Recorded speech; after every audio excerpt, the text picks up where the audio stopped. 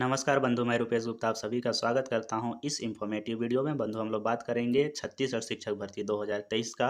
आपको पता होगा बंधु कि प्रथम चरण सहायक शिक्षक दस्तावेज सत्यापन का जो डेट है वो आ चुका है। बंधु, दस्तावेज सत्यापन जो प्रारंभ होने वाला है 8 सितंबर से स्टार्ट हो रहा है और आपका 13 सितंबर तक चलेगा।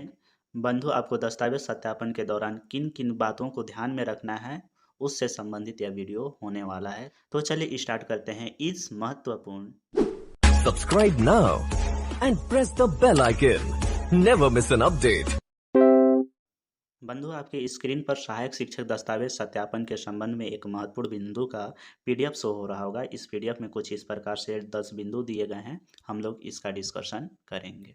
सबसे पहला पॉइंट में बोला गया है बंधु, दिनांक 1/1/2023 की स्थिति में अभ्यर्थी की न्यूनतम आयु 21 वर्ष तथा अधिकतम आयु 40 वर्ष के बीच का होना चाहिए। कम से कम आपका उम्र जो है 1 जनवरी 2023 के डेट में 21 साल पूर्ण होना चाहिए और 40 साल से कम होना चाहिए। दूसरा सिचुएशन बनता है बंधु, अजा, अजजा, अन्य पिछड़ा वर्ग या फिर समस्त श्रेणी के महिला अभ्यर्थियों की अधिकतम आयु सीमा 45 वर्ष तक रहेगा। जो फीमेल कैंडिडेट हैं कोई भी कैटेगरी से हो, उनका जो अधिकतम आयु सीमा है 45 वर्ष तक रहेगा।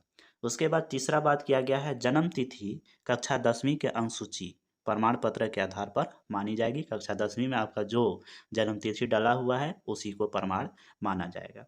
4 पॉइंट में बोला गया है बंधु, निम्नलिखित दस्तावेज का अनिवार्य रूप से परीक्षण किया जाएगा। पहला बोला गया है 10वीं का अंकसूची, 12वीं की अंकसूची न्यूनतम 45% अंक के साथ होना चाहिए।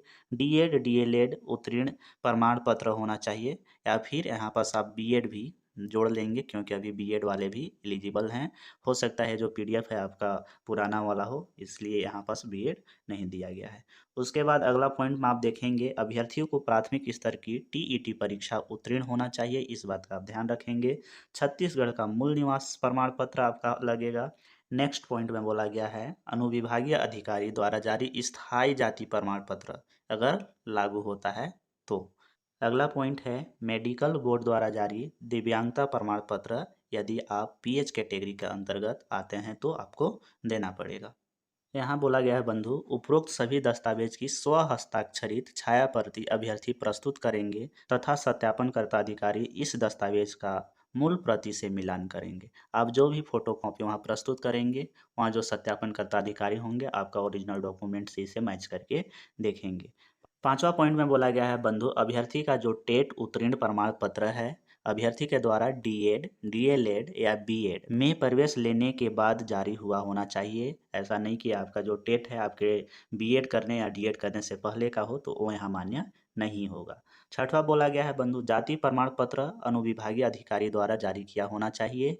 और 7वां नंबर पर बोला गया है, व्यापम द्वारा शिक्षक भर्ती परीक्षा का परिणाम 2/7/2023 को जारी किया गया है, अतः अभ्यर्थी के समस्त दस्तावेज 2/7/2023 के पूर्व जारी हुआ होना चाहिए। अभ्यर्थी के द्वारा जितना भी दस्तावेज वहाँ प्रस्तुत किया जाएगा वो सभी 2 तारीख से पहले का होना चाहिए बंधु।